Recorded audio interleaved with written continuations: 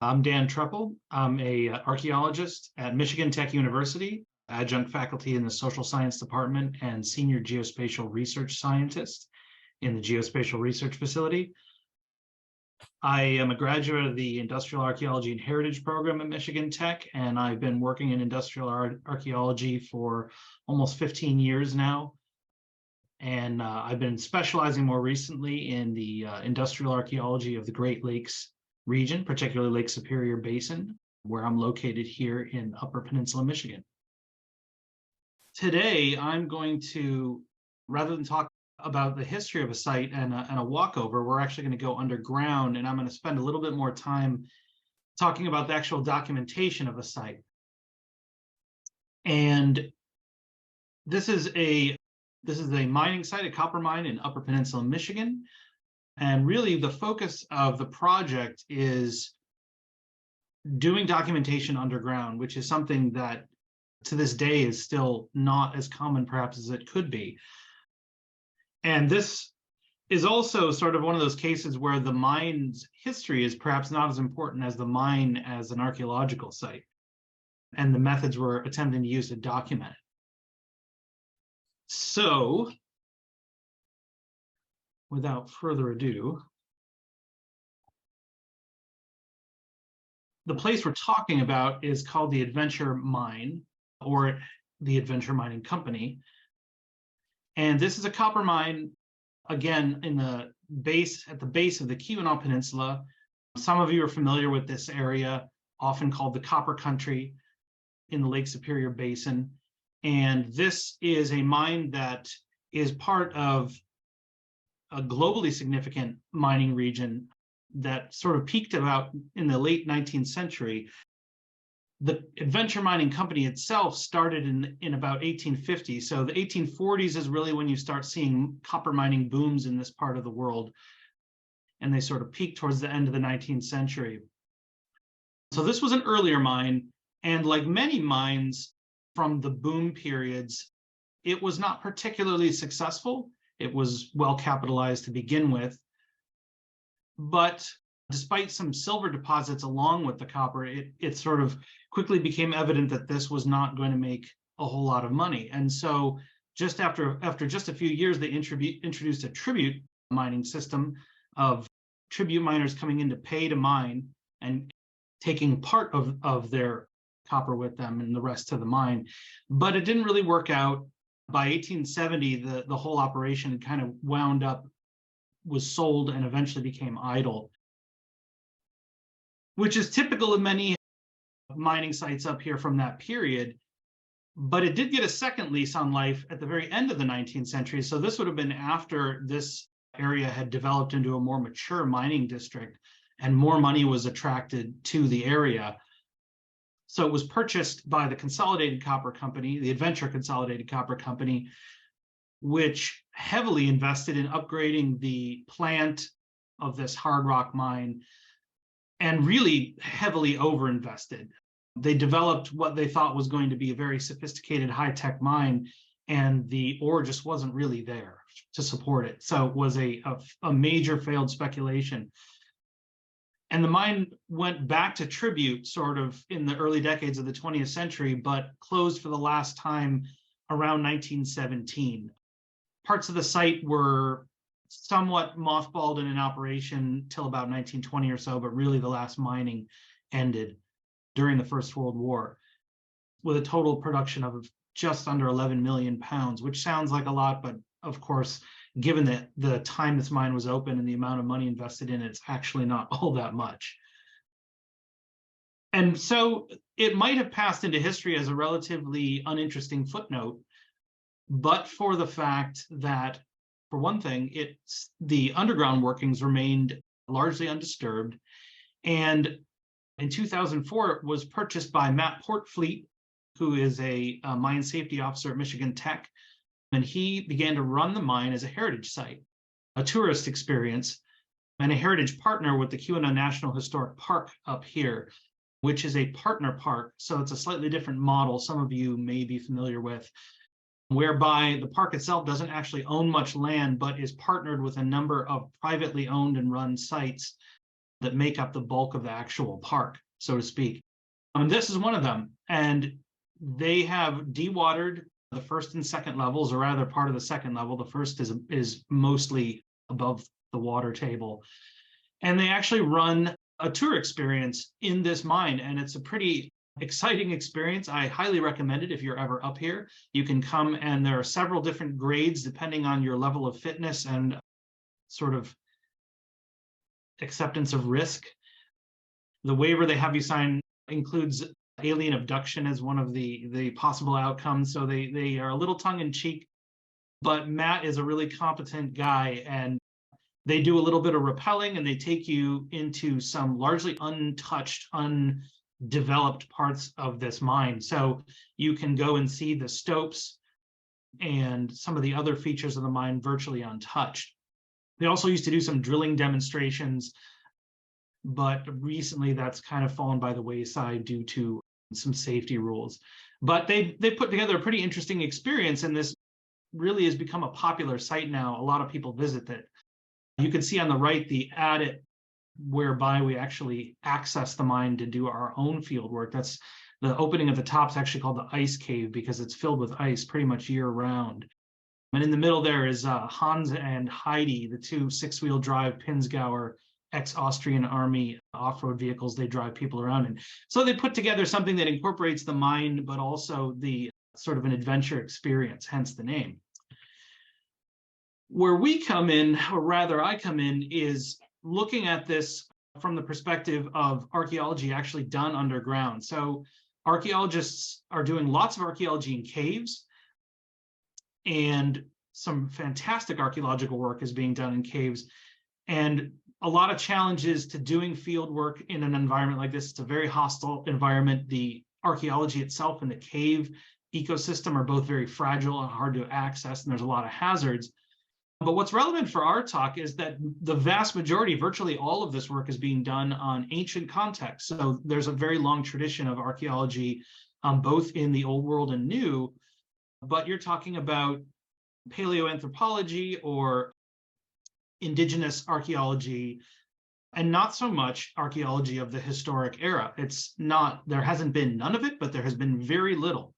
And so establishing some best practices for how to actually do this and how to get our data and what kinds of things work and what don't is a very undeveloped area in terms of actually getting in there and collecting information.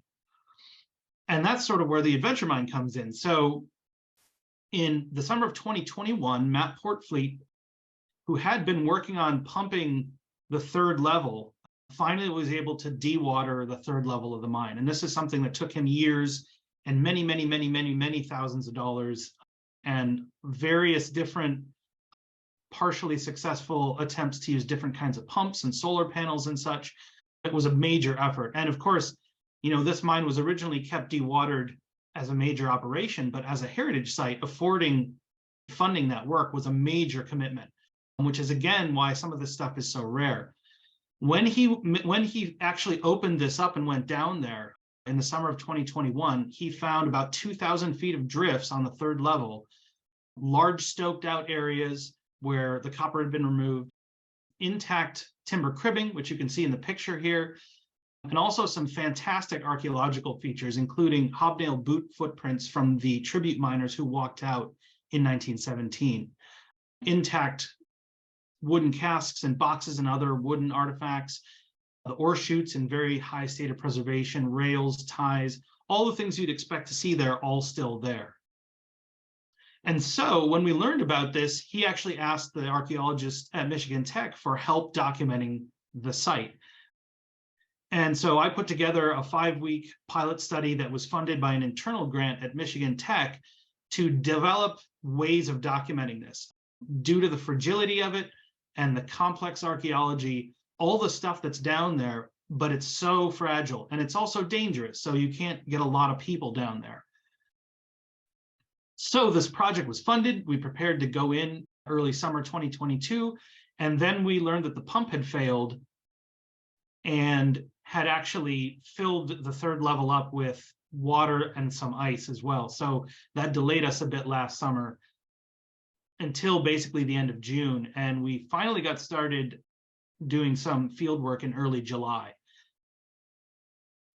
And here's just a quick look before we talk about the field work a little bit more of a cross-section of the adventure mine itself. And you can see the third level highlighted there. So this is a substantial operation, not as big by any stretch as the biggest mines in this region. But again, with the heavy capitalization, they had a pretty good go at it, and they dug a series of shafts and stoked out large areas of the various levels. So the third level is 100 feet below the second. The first level is actually not quite as far down. It's actually a slightly different level from the rest. And we've been speculating that could be because they had hired some older engineers when they first opened the mine using earlier Cornish mining technologies that may have been slightly different in morphology and how they looked. The third level, however, was one of these standard levels like the other ones here. And you can see that there are large sections of it that were stoked out, and it's accessed by several shafts.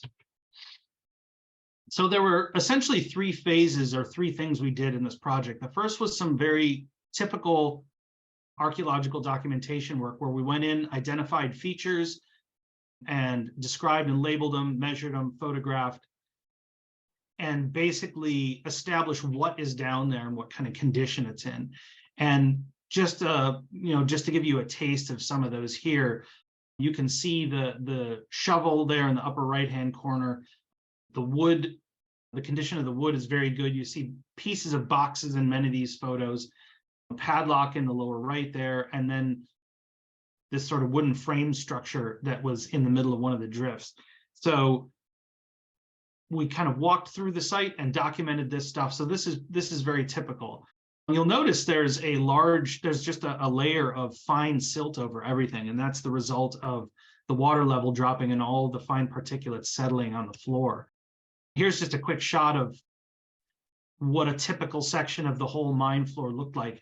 Due to the silt, it's kind of, everything is sort of monocolored, and you have to be very careful moving around because the wood is incredibly fragile and it's hard to tell materials by their color or texture. You're actually just looking at shapes, but there's lots of wood that's preserved, tools and pieces of boxes and other things like that.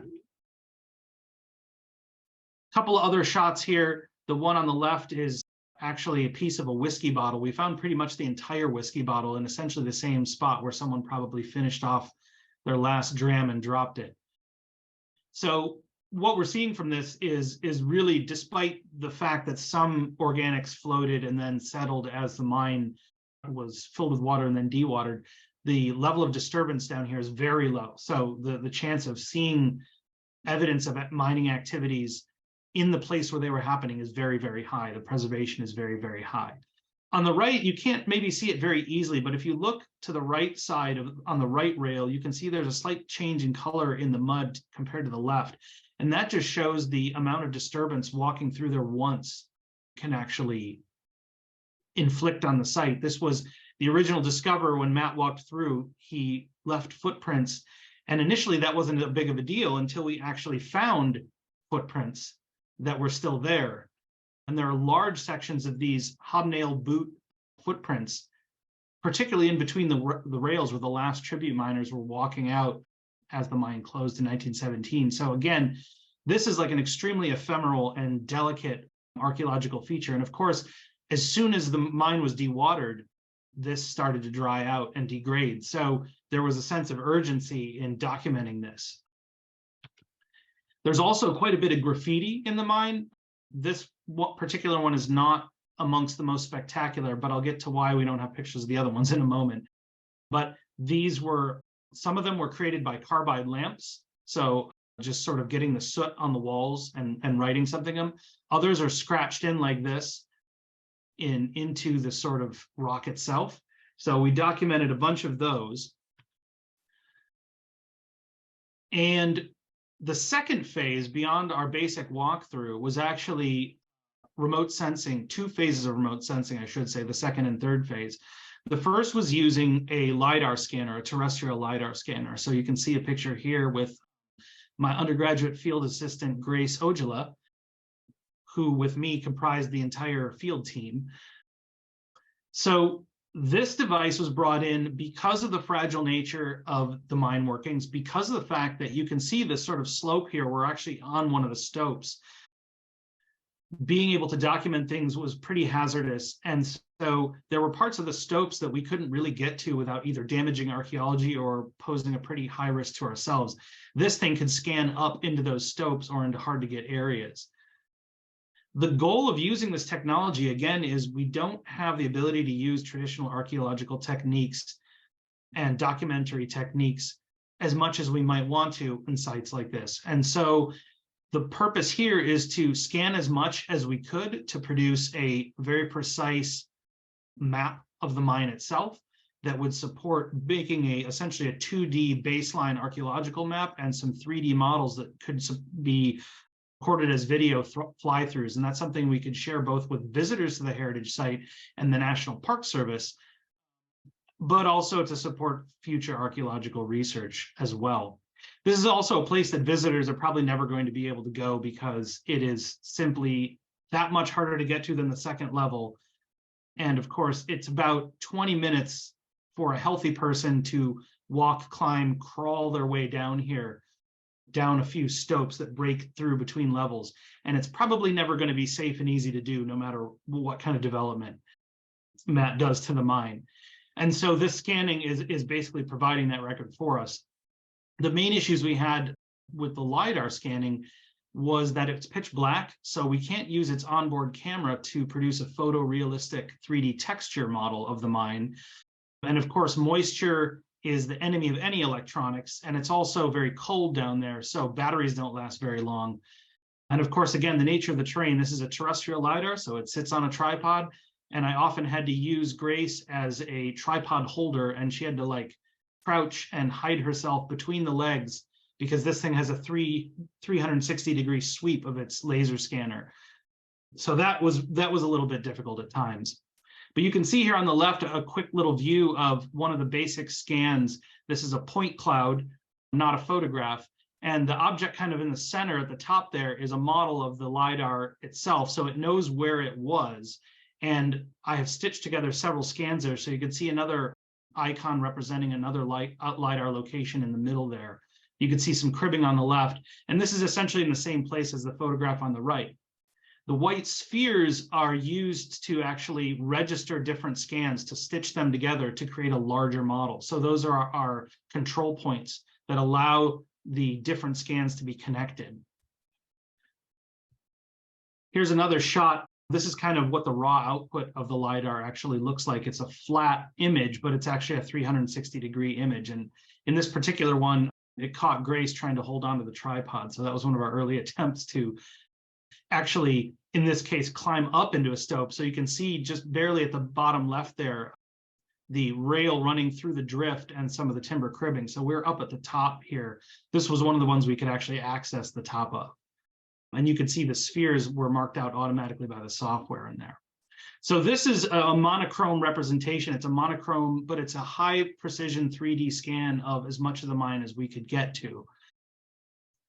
And one of the challenges we're wrestling with right now, we set aside some project time to stitch these together and create these models. So the post-processing work, you can see on the left, two of the scans that we did. The one on top has a large stope, which is how we actually access the third level. So we came down from the top of that stope, climbed down to the bottom, and then there's a smaller stope in there as well, and then another section of tunnel below it. The software doesn't know that they're supposed to be connected, so we have to register or connect them together. And when you can do it automatically, but you end up with the sort of spaghetti nonsense on the right, which is a failed automatic registration where it doesn't know how to connect the scan. So one of the things that is a challenge of using this tool is being able to bring all your data together at the end. And right now, Grace is actually working on manually cleaning these scans up and putting them together. So a lot of the work is outside the field. The other kind of remote sensing documentation work we did is structure from motion, or photogrammetry. And this is done using, there's a bunch of software packages out there that do this. And in our case, we used Agisoft Metashape, and our primary tool was just simply a camera. We just had a high quality 35mm digital camera, 26 megapixel. And this actually derives 3D models from photographs, purely photographs. So I was hand holding this camera. Grace was holding a flash that's remotely triggered via Bluetooth, and I had another one that's remotely triggered in order to eliminate shadows. Now, because we're using a light source in this case, we're able to get a photorealistic textured model of the mine. And so this is a section that has footprints in it as well. So there's some artifacts and footprints laying on the ground. This software produces a much sort of a more attractive image. And in this case, probably between 100 and 200 photographs to make this section of mine, which is probably 4 to 6 meters in length or so. So this is a secondary way of documenting this same stuff. And the challenges were similar. It's more portable than the LiDAR, but similarly, lighting is a problem. So we did have our flashes, which helped solve that problem, but they are difficult. They can be difficult to operate, particularly with moisture. Neither the LiDAR nor the structure from motion photogrammetry like moisture. So a wet mine tunnel can be a big problem because light bounces off water and you get reflections that ruin your images. You can see just barely on the floor some like shiny spots, and that's an example of where the level of moisture caused some issues. So where did we end up with this? We ended up documenting about 500 feet of drift. So about a quarter of the overall. We were hoping to get all of it, all roughly 2,000 feet, but the pumps were working overtime to try to de-water that level. And we were actually working on the sections that were not underwater. We didn't get the whole thing de-watered until the very, very end of summer after we ran out of field time. But we did document pretty much everything we could get to until the very last day, when the pumps finally opened up several hundred feet of new tunnel. And so our very last day, we were able to walk through a large section of really exciting archaeology that we could not document because we'd run out of time, which is typically how that works. But you can see here that, you know, the pilot study was intended to show how these could work underground in a particularly challenging environment. These aren't new technologies, and they are being applied to archaeology quite a bit now, but historic mines are still a relatively underexplored area. The LiDAR gives us a really high precision data collection option, and you can cover a lot of ground with it. But in pitch black conditions, it can't produce a photorealistic textured data model. It's a little more cumbersome to use. You know, it costs as much as a nice used car, and I had to build, as you can see in the middle photo there, a very extremely sophisticated protection device for carrying it around in the mine, which consisted of the finest bubble wrap and packaging tape, cradling it like a baby between scans. I told Grace that people getting hurt was not okay, but short of that, the LiDAR must be protected. So, you know, these sorts of things take up a lot of time. The photogrammetry solved that lighting problem because we're able to use a simpler lighting solution, and it's more portable and it produces really pretty models, but it is less precise in terms of mapping things than the LiDAR. And it takes a lot of photographs and processing to capture a small area. So large stopes are not something that we're able to do with that right now very easily. There are other ways to deploy these technologies. So just to throw it out there, one of the things we're thinking about doing for a follow-on phase 2 here is to bring in some ambient lighting to use on the LiDAR, and to also potentially get LiDAR or even some photogrammetry, some cameras on drones that could fly up into the stopes that we can't actually reach. Mining companies are using this technology right now to map their mines, but it's never been done to map archaeology or abandoned mines to the extent that we're trying to do. So we're looking for some external funding for a phase 2 to this project. And Matt, you know, the owner of the mine is really excited about this work. So we're going to continue to be pushing that forward. And that really kind of covers it. This is supposed to be a teaser, so I've run out of time here, but you know, I just wanted to thank my field crew of Grace and mine owner Matt and colleague, and of course the National Historic Park who supported this, the Adventure Mining Company, and of course Tech and you as well.